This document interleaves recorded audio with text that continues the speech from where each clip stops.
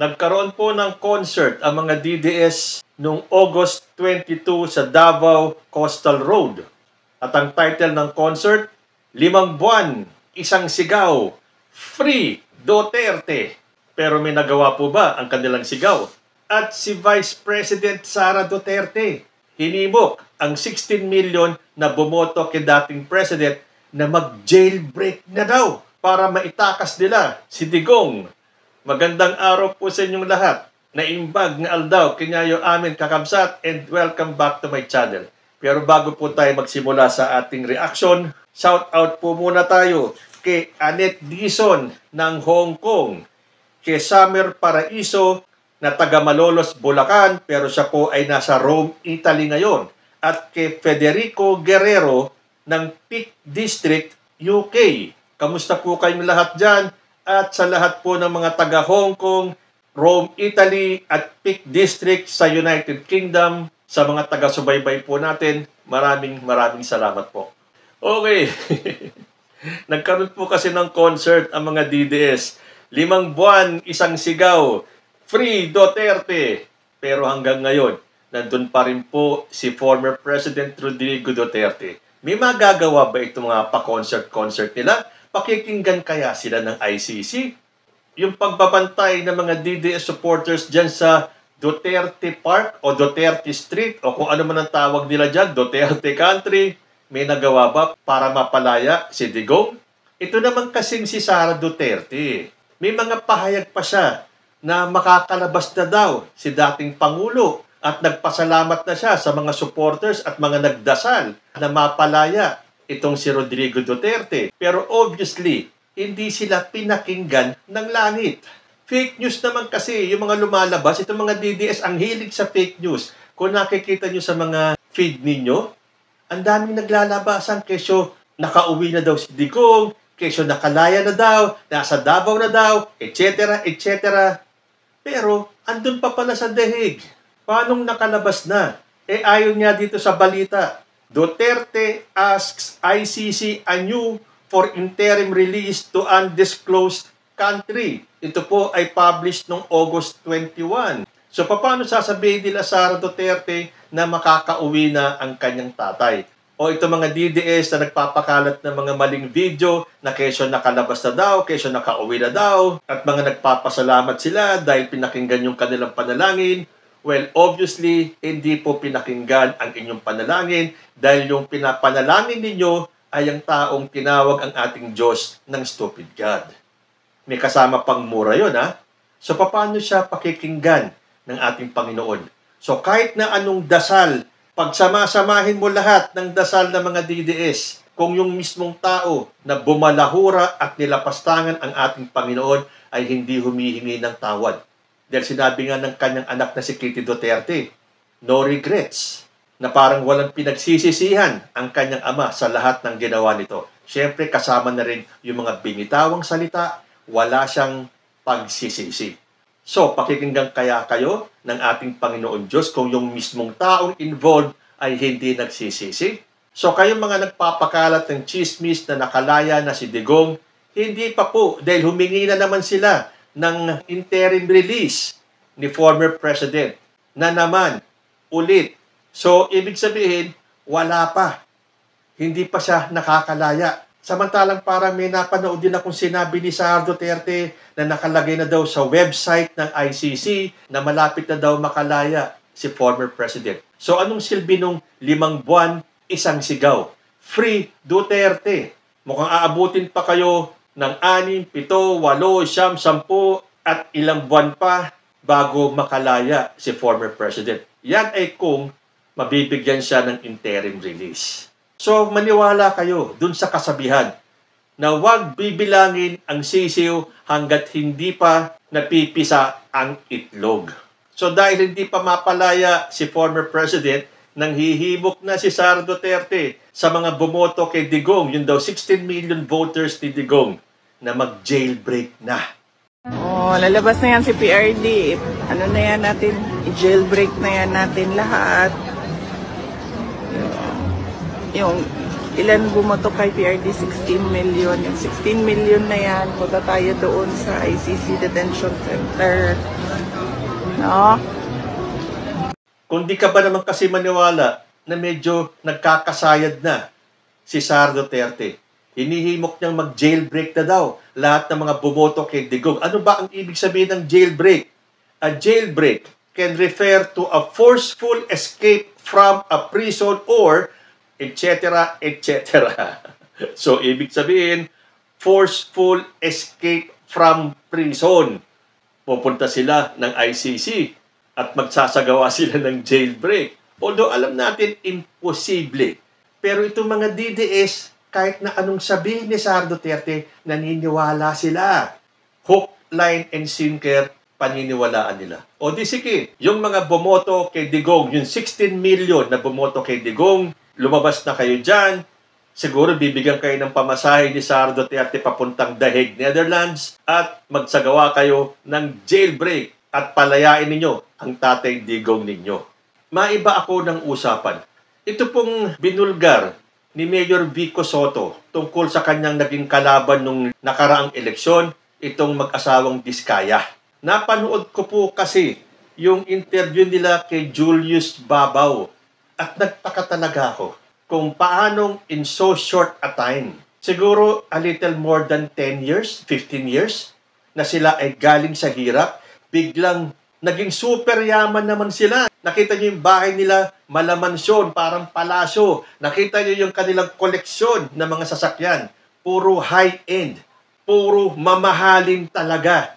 Kayo, kung galing kayo sa hirap ng mga bandang 2009, 2010, 2025 pa lang ngayon, mga 15 years pa lang ang lumipas, at nakita nyo, ganun, sobra-sobra ang yaman na kanilang nakuha. Hindi ba kayo magtataka? Ang sabi pa ng mag-asawa, parang ginamit sila ng Panginoon Diyos para maging instrumento para makatulong sa maraming tao. Pero kapag napatunayan na nanggaling ang kanilang yaman sa mga anomalyang proyekto, dapat silang managot. Sabi nga dito sa bilyonaryo, from flood survivors to billionaire contractors, Diskaya under scrutiny for flood control deals. The irony was not lost on losing Pasig City mayoral candidate Sara Diskaya, who once braved the flood waters dumped by the calamitous tropical storm Ondoy in 2009. So, noong 2009, mahirap pa sila. Fast forward to 2025, nako, super bilyonaryo na itong mag-asawang ito. At ang nakakapagduda pa, merong isang portion ng video or ng interview nung tinanong sila ni Julius Babaw, ano yung parang naging gateway para gumanda ang buhay ninyo? Ang sagot ng mag-asawa, noong nag-DPWH kami or Department of Public Works and Highways na siya ngayon na iniimbestigahan dahil sa mga maanumalyang flood control projects. Yung naging parang gateway para gumanda ang buhay ninyo. Nag-DPWH kami. Kano karaming kotse meron kayo? Parang personal use lang namin, nasa 30 plus na yata siya. 30 plus? 40. Nagagamit niyo ba lahat yan? Yun, hindi na nga. Hindi na nga, sa dami. May sinabi rin kasi si Mayor Vico Soto na ang bawat interview ba, yung ganong klaseng interview, ay nagkakahalaga ng 10 million pesos. Ano ang ibig bang sabihin? Mag-aalok ang kung sino man sa mga may pangalan sa social media, tulad ng mga broadcasters, reporters na may mga pangalan, at bibigyan sila ng 10 million para sila ay interviewin. Malaking pera yung 10 million. Sino ang hindi kakagat dyan? At bukod kay Julius Babaw, mayroon pang isang nag-interview sa mag-asawang ito. Siya po si Corina Sanchez, na ngayon ang balita ko ay dinilit na sa YouTube yung kanyang interview with the Diskaya couple. At ang balita natin, ididemanda niya si Vico Soto ng cyber libel. Yan, aabangan po natin yung ganyang mga kaganapan. Pero, meron po tayong napanood na video kung saan parang pinatotohanan nitong si Senator Alan Peter Cayetano na meron niyang bilihan o bayaran ng malalaking halagang pera para lang sa mga interviews. Pwede ko naman kayong tulungan at saka yung tao na kasi na-accept position sa LinkedIn. You can buy sa ngayon, pag interviews binibenta nila. At pag binibenta nila yung interview, you can give your own questions. So hindi ka matatakot. I'm talking about yung mga police. So ayan, lilinawin po natin dahil medyo malabo yung audio. Sabi po ni Cayetano, pwede ko naman kayo tulungan. At saka yung tao ko nandun. Traditional media, you can buy. Sa ngayon, pati interviews, binebenta nila. At pag binenta nila interviews, you can give your own questions. So, hindi ka matatakot. Anong ibig sabihin ni Cayetano sa pag-uusap na to? Kung di ako nagkakamali, ang kausap niya si Banat Bay at si Mocha. So may katotohanan ba yung inilahad ni Mayor Vico Soto na nagkakaroon ng interviews kapalit ng malaking halagang pera? Pero alam niyo ba, nang dahil sa expose ni President Bongbong Marcos tungkol sa anomalya sa flood control projects, marami pong mga senador ang biglang naging champion sa paglaban ng korupsyon. May mga senador na nangungonsensya tulad ni Senator Joel Villanueva. Sabi niya, hindi ko alam kung papaano natin kayang harapin yung taong bayan na gigising sa umaga, aalis ng bahay nila, lulusong sa baha para magtrabaho. Sabi ni Senator Bato de la Rosa, we are not witch hunters here. We are not ghost busters. We are truth seekers. Ito yung senador na kamakailan lang ay sinabing, I respectfully move that the verified impeachment complaint against Vice President Sara Zimmerman Duterte be dismissed. Akala ko ba, you are truth seekers? Paano naging truth seekers? Yung mga nagtakip, yung mga nagpa-dismiss ng kaso ni Sara Duterte. Again, ito yung mga DDS. Pag sila ang tatamaan, pagtatakpan nila. Pero kapag nagkabukuan tulad ng ginawa ni President Bongbong Marcos dyan sa anomalya, biglang itong mga senador natin, mga truth seekers na daw. Ito namang si Senator Jinggoy Estrada, kung hindi pa binulgar ni Pangulong Marcos itong mga anomalya na nangyari dito sa mga flood control projects, hindi nyo ba iimbestigahan ito? Ang tanong, wala bang kaalam-alam ang mga senador sa mga maanomalyang proyektong ito? Kaya nga humanda ang sino man may kaugnayan dito sa anomalyang to dahil hindi kayo sasantuhin ni President Bongbong Marcos. Kakampi man kayo o kalaban. Sabi naman ni Senator Bongo, the flood problem demands the unwavering attention of the government. Let us make corrupt officials accountable. Yan ang pakaaabangan natin. Kailangan nilang maglabas ng mga pangalan. Diyan natin makikita kung itong mga senador na to na biglang-bigla out to call for accountability. Lalo na sa mga senador na humahanap ng accountability. Pero yung accountability ni Sara Duterte, ibinaon nila sa limot. Naalala ko tuloy yung isang pahayag ni Amy Marcos tungkol dyan sa pagbasura sa impeachment ni Sara Duterte. Sa palagay ko, interesado na mawalang bisa na yan kasi kinakabahan din na matalo. Aminin natin. Yun lang ang suspecha ko. Iba mas mahirap, mas nakakahiya kapag nagkaroon ng paglilitis at matalo. O hindi ba? Ang sinasabi kasi ni Senator Amy, mapapahiya lang daw yung mga nag-file ng impeachment complaint na yan. Kasi matatalo at matatalo lang din. Hindi naman yon ang contention dito, Amy Marcos. Sigurado naman kasi kami na ia-acquit nyo lang si Sara Duterte. Pero ang importante na dapat ginawa ninyo, pinabayaan nyong marinig ng taong bayan ang lahat ng ebidensyang lalabas mula sa prosecution at mula sa defense. Yun na dapat nyong ginawa. Akala nyo, porke na-archive yan, kakalimutan ng tao ang mga ginawa ni Sara Duterte, ang mga tulad yung mga senador, ang kahiya-hiya. At hindi ko alam kung paano nyo nahaharap ang mas nakararaming Pilipino na naghahanap ng katarungan. Kung talagang walang kasalanan si Sara Duterte, fine. Ngayon, kung meron man, kahit na i-acquit nyo pa si Sara Duterte, at least nalaman ng taong bayan ang katotohanan. Napilit ninyong pinagtatakpan. Bakit?